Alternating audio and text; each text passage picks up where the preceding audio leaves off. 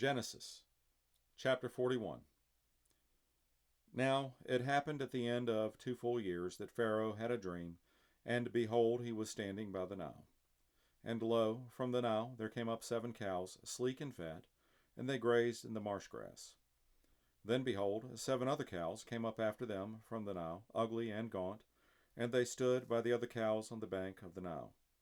The ugly and gaunt cows ate up the 7 sleek and fat cows. Then Pharaoh awoke. He fell asleep and dreamed a second time, and behold, 7 ears of grain came up on a single stalk, plump and good. Then behold, 7 ears, thin and scorched by the east wind, sprouted up after them. The thin ears swallowed up the 7 plump and full ears. Then Pharaoh awoke, and behold, it was a dream. Now in the morning his spirit was troubled. So he sent and called for all the magicians of Egypt and all its wise men. And Pharaoh told them his dreams, but there was no one who could interpret them to Pharaoh. Then the chief cupbearer spoke to Pharaoh, saying, I would make mention today of my own offenses. Pharaoh was furious with his servants, and he put me in confinement in the house of the captain of the bodyguard, both me and the chief baker. We had a dream on the same night, he and I. Each of us dreamed according to the interpretation of his own dream. Now a Hebrew youth was with us there, a servant of the captain of the bodyguard, and we related them to him, and he interpreted our dreams for us. To each one he interpreted according to his own dream. And just as he interpreted for us, so it happened he restored me in my office, but he hanged him. Then Pharaoh sent and called for Joseph, and they hurriedly brought him out of the dungeon, and when he had shaved himself and changed his clothes, he came to Pharaoh. Pharaoh said to Joseph, I have had a dream, but no one can interpret it. And I have heard it said about you that when you hear a dream, you can interpret it. Joseph then answered Pharaoh, saying, It is not in me. God will give Pharaoh a favorable answer.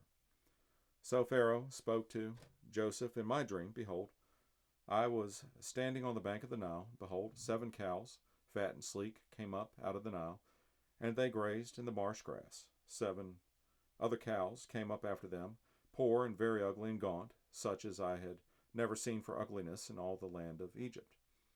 And the lean and ugly cows ate up the first 7 fat cows. Yet when they had devoured them, it could not be detected that they had devoured them, for they were just as ugly as before. Then I awoke.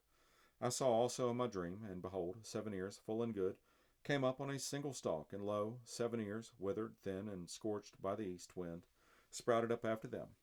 And the thin ears swallowed the 7 good ears. Then I told it to the magicians, but there was no one who could explain it to me. Now Joseph said to Pharaoh, Pharaoh's dreams are one and the same. God has told to Pharaoh what he is about to do.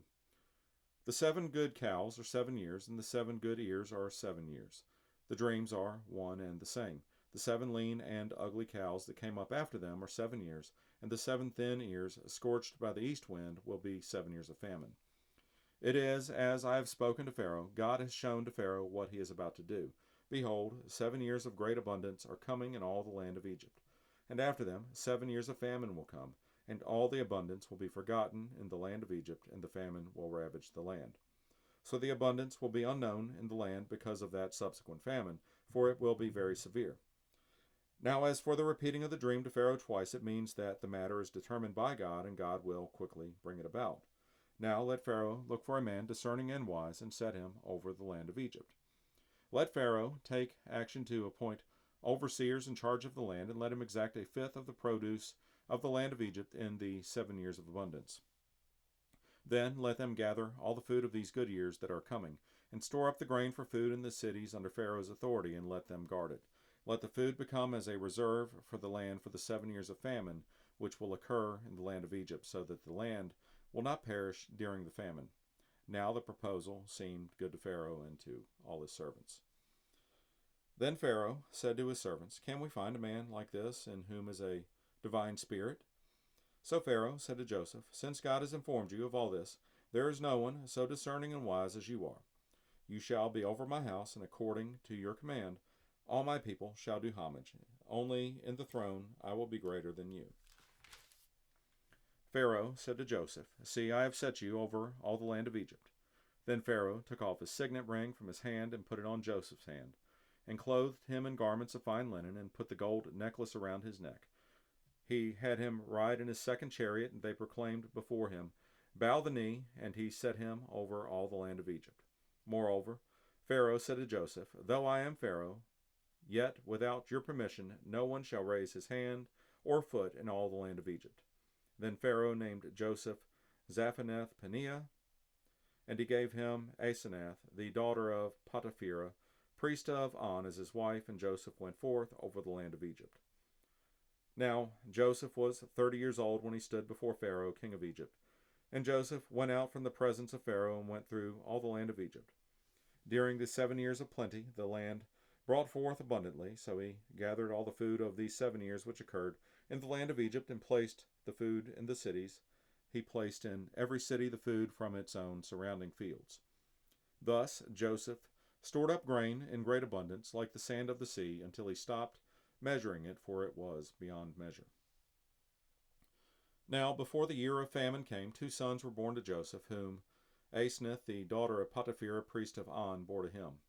Joseph named the firstborn Manasseh, for he said, "God has made me forget all my trouble and all my father's household." He named the second Ephraim, for he said, "God has made me fruitful in the land of my affliction."